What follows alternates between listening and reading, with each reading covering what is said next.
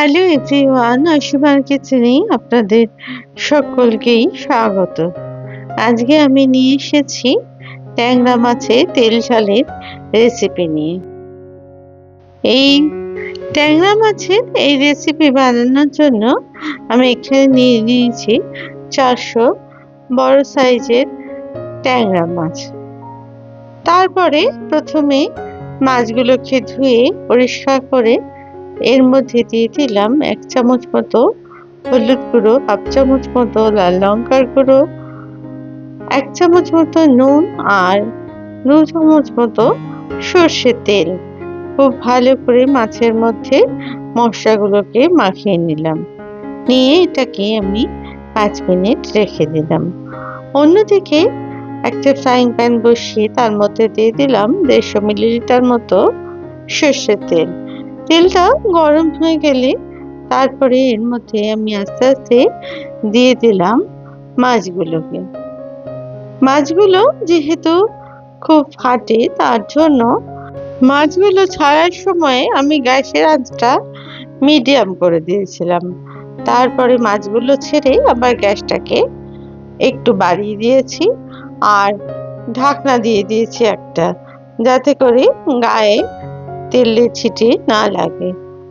আপনারাও সাবধানতা অবলম্বন করেই মাছগুলো ভেজে নিতে পারেন এরকম ভাবে। তারপরে যখন মাছগুলো হালকা মতো ভাজা হয়ে গেল এপিট ওপিট, তখন মাছগুলোকে তুলে নিলাম আমি একটা বাটির মধ্যে।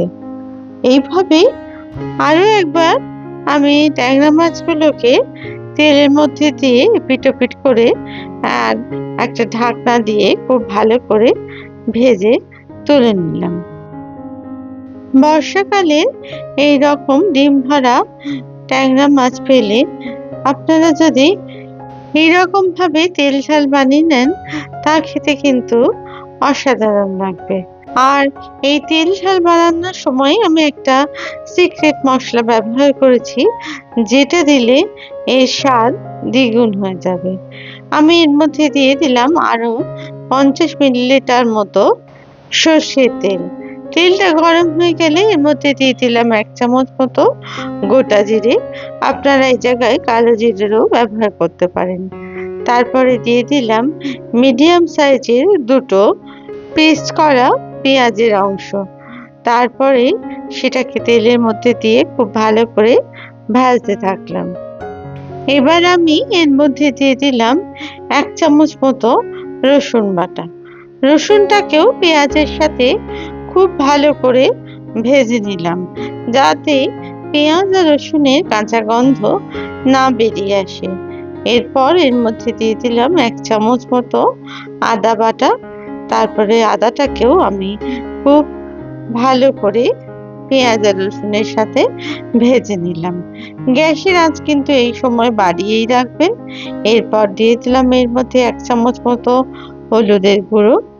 আর আমি একটা যে সিক্রেট মশলা তৈরি করেছিলাম এর জন্য আমি নিয়ে নিয়েছিলাম 2 চামচ ধনে, 1 চামচ গোটা জিরে, 2টো শুকনো লঙ্কা আর 2টো তেজপাতা।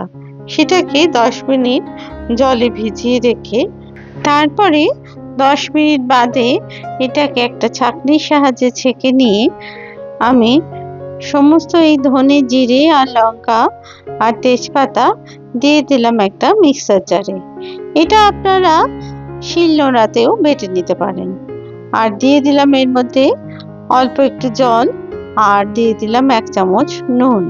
মশলাটা বাটা হয়ে গেলে আমি পেঁয়াজ ভাজার মধ্যে দিয়ে দিলাম এই মশলাটাকে আর এটাকে খুব ভালো করে পেঁয়াজের সাথে কষাতে থাকলাম যতক্ষণ না মশলা থেকে তেল ছাড়তে শুরু করছে।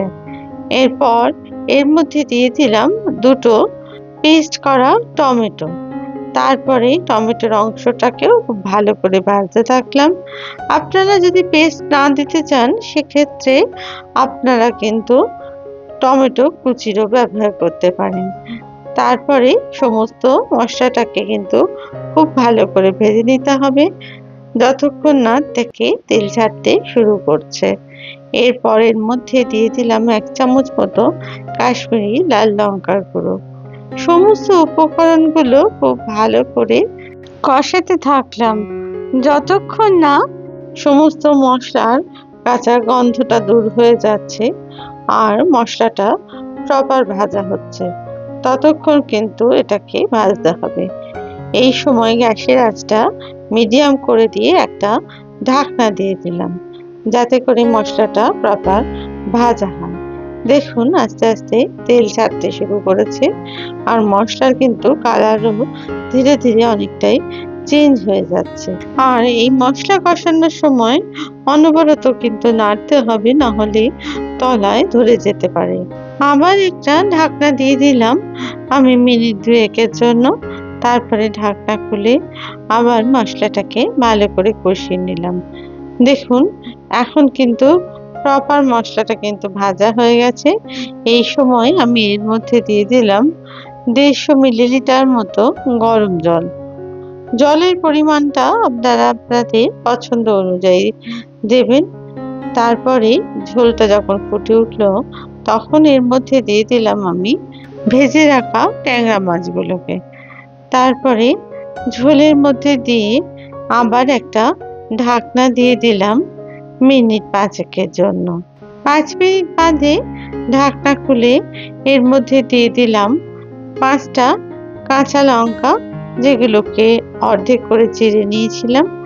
তারপরে ঝোলের মধ্যে খুব ভালো করে এগুলোকে মিশিয়ে নিলাম, যাতে করে কাঁচা লঙ্কার সুন্দর গন্ধ এই ট্যাংরা মাছের ঝোলের মধ্যে এসে যায়। এরপর দেখুন ঝোল কিন্তু প্রায় তৈরি হয়ে এসেছে। আর এই সময় গ্যাসের আঁচটাকে একদমই কম করে দিলাম। দিয়ে দিলাম ছোট চামচের 1 চামচ গরম মশলা আর দিয়ে দিলাম কিছু কুচনো ধনেপাতা। তারপরে ধনেপাতা আর গরম মশলা খুব ভালো করে মিশিয়ে দিলাম।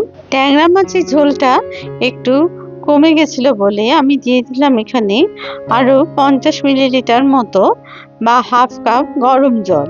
তারপরে গরম জলটাকে মাছের মধ্যে খুব ভালো করে মিশিয়ে নিলাম। একটু চেক করে দেখে নিলাম নুনটা ঠিক আছে কিনা। দেখলাম একটু কম আছে, তার জন্য ছোট চামচে 1.5 চামচ মতো নুন আমি এখানে যোগ করলাম। তারপরে সমস্ত উপকরণগুলো খুব ভালো করে মাছের সাথে মিশিয়ে দিলাম। নুনটা অবশ্যই আপনারা আপনাদের স্বাদ অনুযায়ী দেবেন। দেখুন আমার এই ট্যাংরা মাছের ঝোল কিন্তু এখন একদমই তৈরি হয়ে গেছে। আর এই সময় আমি কিন্তু এবার গ্যাসটাকে অফ করে দিলাম আর ওপর থেকে 2-4টে ধনেপাতা ছড়িয়ে দিলাম। এবার আমি এটাকে পরিবেশন করলাম একটা প্লেটে। যদি আমার এই রেসিপি আপনাদের ভালো লেগে থাকে তাহলে প্লিজ লাইক, শেয়ার আর কমেন্টস করতে ভুলবেন না। আর আমার চ্যানেলে যদি আপনারা নতুন বন্ধু হন তাহলে প্লিজ চ্যানেলটিকে সাবস্ক্রাইব করে দেবার অনুরোধ রইল। আর পাশে থাকা বেল আইকনটিকে প্লিজ প্রেস করে দেবেন, যাতে করে নতুন রেসিপি দিলেই সহজেই তা আপনাদের কাছে পৌঁছে যায়। এইবার আমি মাছগুলোকে এক একে সাজিয়ে আর পাশ থেকে ঝোল দিয়ে সেটা পরিবেশন করলাম। গরম ভাতের সাথে খেতে কিন্তু এই ট্যাংরা মাছের তেল ঝাল অসাধারণ লাগে। তাই একবার বাড়িতে কিন্তু আপনারা বানিয়ে একবার দেখতে পারেন। আর যদি বানান প্লিজ আমায় কমেন্টসে তা জানাবেন আপনাদের কেমন লাগলো। আবার নতুন রেসিপি নিয়ে আপনাদের কাছে হাজির হব। আপনারা সবাই খুব ভালো থাকবেন। ধন্যবাদ।